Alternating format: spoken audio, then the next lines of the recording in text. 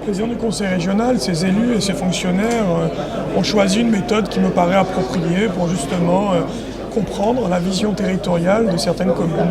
Saint-François, qui est une commune particulière dans l'archipel guadeloupéen, offre une perspective de développement harmonieuse.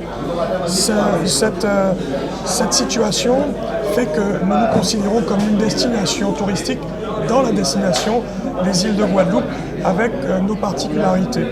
Et donc la présence de la région, si elle ne s'impose pas, est nécessaire pour accompagner les programmes de développement territorial et durable de cette belle commune qui se situe résolument entre mer et terre, résolument sur son côté touristique, littoral, mais aussi rural. Moi, je l'ai proposé, au même titre que nous travaillons sur l'évolution des effectifs pour les collèges, d'avoir un collège d'exception entre Saint-François et Sainte-Anne n'est pas incongru, pour compléter celui de Guénette qui rassemble les enfants de Dumédou et Pont-Miré entre Saint-François et le Moule, mais aussi pour partager des projets intercommunaux avec Sainte-Anne, par exemple sur la création d'une grande salle de spectacle qui nous est proposée par la région. Nous y sommes très favorables et comme je le dis tout le temps, je n'ai jamais démenti mes propos. Je n'ai qu'une vision de développement territorial pour ma commune, bien entendu, mais aussi pour l'intercommunalité de la Riviera du Levant que nous représentons. Avec la Désirade, nous avons véritablement un archipel, grande terre, petite terre, et la Désirade, un véritable élément constitutif de développement territorial maîtrisé, harmonieux, qui nous alimentera jusqu'à l'horizon 2021. C'est un projet résolument hôtelier et touristique, haut de gamme, et je suis persuadé que la collectivité régionale nous accompagnera.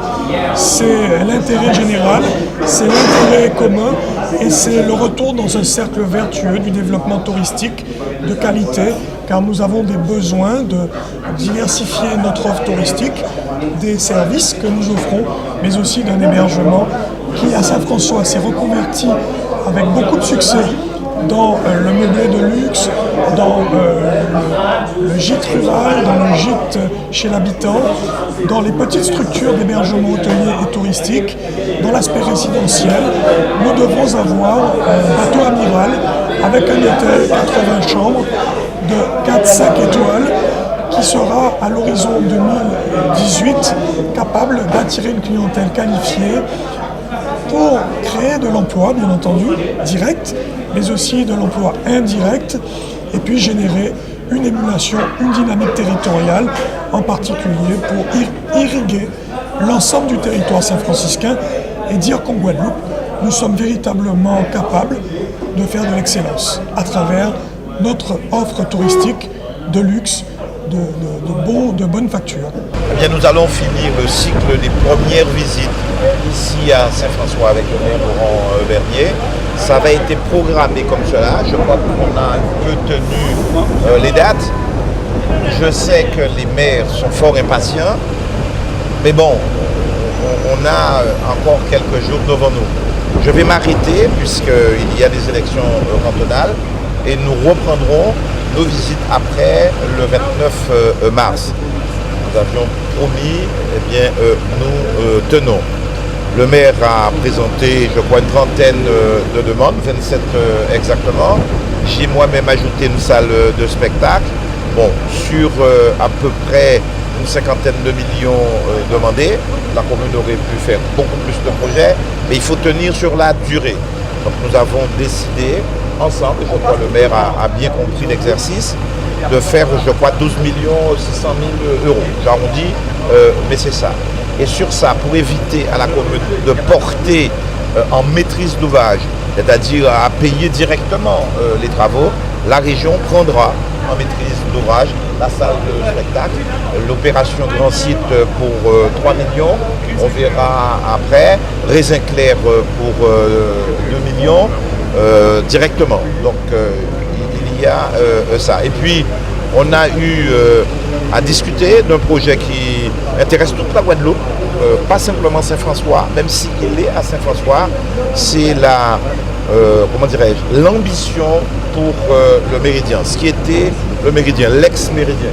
Donc que faire là pour une hôtellerie de prestige. Donc le maire a fait ce qu'il fallait faire en son temps, en ayant acheté le foncier, en l'ayant sécurisé. Reste maintenant avec des promoteurs à trouver la bonne solution, la bonne voie, la bonne formule et le financement pertinent. La région ayant la compétence d'aménagement ne saurait rester indifférent à ça. Le maire le sait, on en a eu à discuter. Et bien maintenant, il faut passer, si j'ose dire, à quelque chose de plus concret. Moi, je suis intéressé. J'avoue, et je finis là, il faut repenser toute la politique touristique. Le moment venu, je verrai tous les socioprofessionnels, les hôteliers, les restaurateurs, les élus, pour voir comment penser le tourisme sur les 20-30 ans à venir. Voilà, je crois pouvoir dire, et le maire est là, c'est quand même du bon travail. Au-delà de nos différences, il y a du respect, il y a de l'appréciation et mutuelle pour dire que le Saint-François est libre de voter pour qui il veut, la Guadeloupe est libre de voter pour qui il veut au régional.